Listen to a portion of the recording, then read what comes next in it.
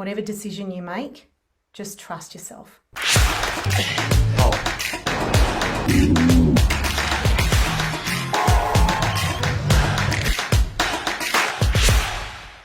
From being a primary school teacher making $24,000 a year to now almost $300,000 a year as a full-time coach.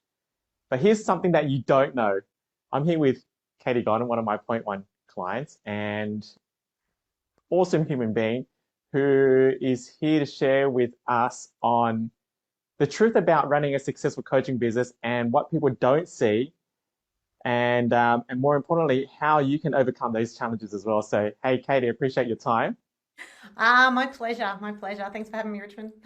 You're welcome. So I think this might be a valuable conversation for everyone watching here because they see the great results. And if anyone's been following my page, they will see every 2 weeks I'll post a new six-figure coach in our program. And that sounds all rosy and sounds all glamorous, but I would just want to reveal the truth of how much work is involved to get there, first of all. And then secondly, was it worth it? Was it worth it? So Katie, let's start with the challenges and the truth of the amount of work you had to put in to get to where you're right now. And then we'll go to the second question about whether it was worth it or not. Yeah, absolutely. Sure. So the amount of work that goes in it, I started out where I was teaching and doing some work after hours. Being a primary school teacher, there was a lot of work that you had to take home and you'd have to do in between, and you'd do in school holidays and all these sort of things. And when it came to my coaching business, I thought, I'm already doing work after hours. It's all good. It'll be fine. It'll be easy. And along the journey, I realized how much work was actually entailed in becoming a coach. And not only becoming a coach, but hitting the multiple six figures, because it can seem like it's all, like you said, roses on the outside. But when it comes down to the truth, there are sacrifices that we need to make now for the return of later. And so what do you get later on for the sacrifices you make now? And so for me along the journey, not only the coaching part, but where I stepped into studying, that was the first sacrifice for me, having to come along. And I spent a lot of time learning NLP. And so the hours and the time I was studying until 11 o'clock at night because I was still working as a teacher. When I went away and studied in to be a master practitioner, I spent 13 days away from my family studying during the nighttime, waking up early to get it done. And then I went to trainers training, and there I spent 23 days away from my kids in Sydney. I missed both of their birthdays, and I spent countless hours still working to create my business behind the scenes while I was going. And so the sacrifice of that, having to move forward, I had no idea when I first started, to now still spending so many hours behind the scenes, weekends. Like, we get up for our calls, we have our calls on weekends, we do trainings on weekends, I deliver my content on the weekends or in evenings, or like this morning I was up at 6 a.m. coaching.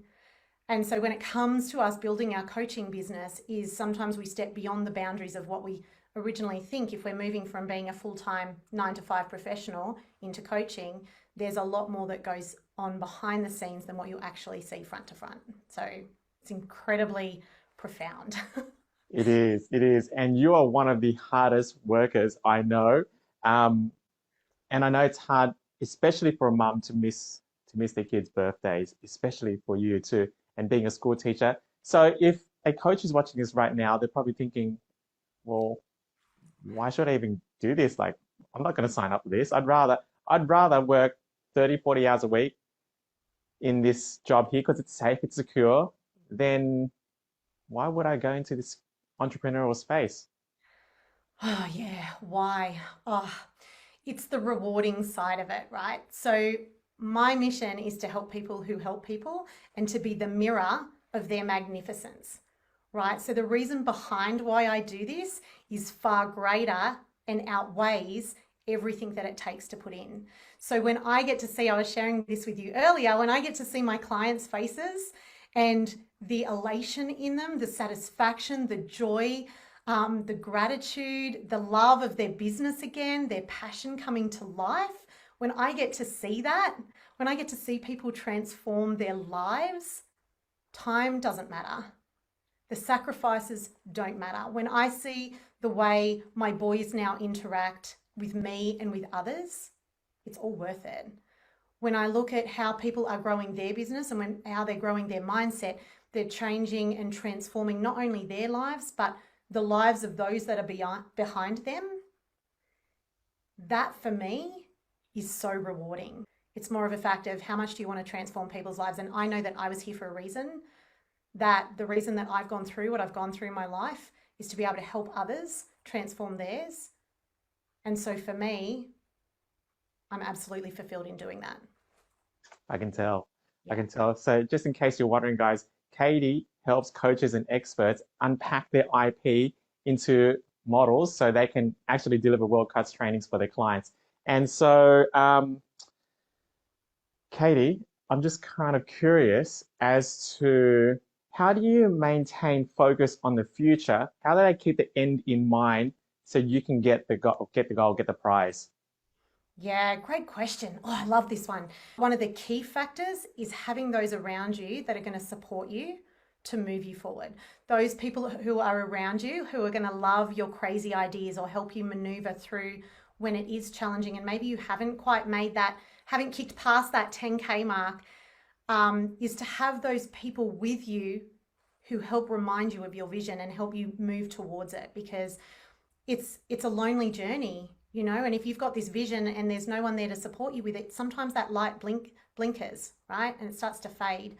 Whereas if you've got others around you to be able to support you with that, and you keep that vision, you keep reminding yourself of that vision daily, day after day after day. When it's tough, remind yourself that day after day after day, then that helps you stay on the right trajectory. It helps you, it doesn't matter what happens along the way, what kinks and bends and curves and turns happen, that you know right now that you're in the right place and that you're moving towards that vision, because that's what it's about. Very cool. Do you have a vision board? Are you into vision boards? I don't have a vision board, but what I do have is called a mind movie. What it is I use iMovie on my phone and I've got images of what I want, and then I put words to what I want that match it, and then I put music over the top, and so I watch that every morning and every night. Oh shit. That is awesome. I don't know, guys, if you want to see Katie's mind movie, just drop in mind movie down below in the comment section and maybe we'll get 20 people to type in that below. She might post a link for you. Maybe 20, 20, how about 30? What do you reckon, Katie? Oh, How let's many? try for 200. Let's see how many we can. All right, if we get 200 comments on Mind Movie below, then Katie's going to drop down her Mind Movie, and you're going to see some really explicit stuff about her mind and some crazy stuff that goes on in here. So I guess what I want to know is, tell us about the Katie now compared to the Katie 2 years ago, because business is as much of a personal development game and a spiritual game as it is a game to win in terms of cash flow and getting clients and all those kind of things. So Oh my gosh. Oh my gosh. I had this conversation. I've had it a number of times over the last 2 years since starting with Point One. And, you know, I was one of these people that jumped straight in, right? I was one of these people that just jumped straight in. I knew that's what I wanted. But my identity at the time, who I was at the time, is very different to who I am today. And you're exactly right. That personal growth journey for me has been phenomenal. So I very much am a country girl. I came originally from a country town of 2,500 people. I grew up on a property where my dad is a cattle farmer and lucerne producer. And so I grew up very much sitting in the cattle shed, cracking a whip, riding motorbikes, horses, tractors. And when it came for me moving into becoming a teacher, it was quite an easy transition. But moving from teacher to coach was a massive step for me. And that was one of the biggest hurdles that I had to overcome to start with, was this step between, okay, well, here's Katie Godden, who is a country girl and a teacher, and then stepping into this coach role. And so for me, the journey has been a lot of ups and downs. There's been a lot of moments where there's been self-doubt, like I'm just a country girl, I'm this, I'm that, I'm the other, and moving through. But to go from where I was earning quite minimal as a coach to earning almost 300K in sales in the last 12 months, I have become more congruent, more certain in myself and who I am, and the ability to actually stand up and speak. So whether that be standing up and speaking, not necessarily on the front of being a public speaker, I've done that my whole life, but in the fact of standing up for what's the truth and the depth of me, and believing far beyond me that this is even possible.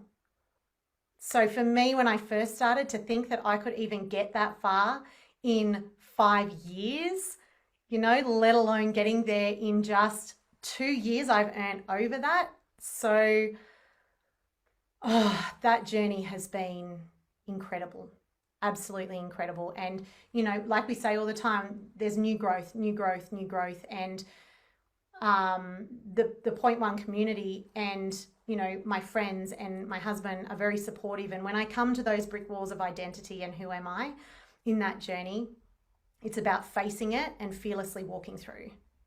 Facing it no matter how uncomfortable it is. Like, we've had uncomfortable conversations, right?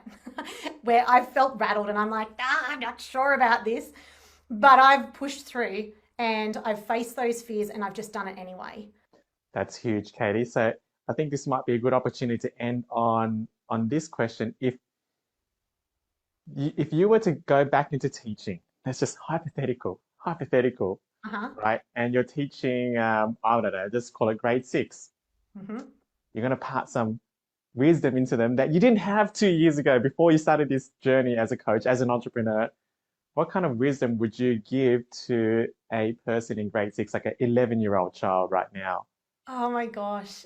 Do you know what's hilarious, Richmond? Is that my son next week turns 12. He's in year 6. And so this is something I think about all the time. I think about it all the time. Like, if I could impart any wisdom with him that he could use moving forward, and it was just to fucking trust himself to the utmost. Mate, whatever decision you make, just trust yourself. Just trust yourself and know that this is moving you towards whatever your goal is. Because there's so many times in the education system, in kids, that they just don't know how to trust themselves at such a young age. And here I am 39, just starting to trust myself. And so for me, if I can impart that wisdom, that knowledge, like if I could wrap it up and gift it to him, that it would just implant in every cell in his body, man, any year 6 kid, any year 5 kid, any kid full stop, is just to trust themselves and get what they're after. Don't wait, just go for it. What a way to end. And by the way, guys, if you're watching, that year 6 kid is a metaphor for you, for each and every one of you, whether you're 11, 12, 39, 60, 70, it doesn't matter. So, hey, Katie, really appreciate you again. What a way to end. Guys, remember, keep believing and never settle.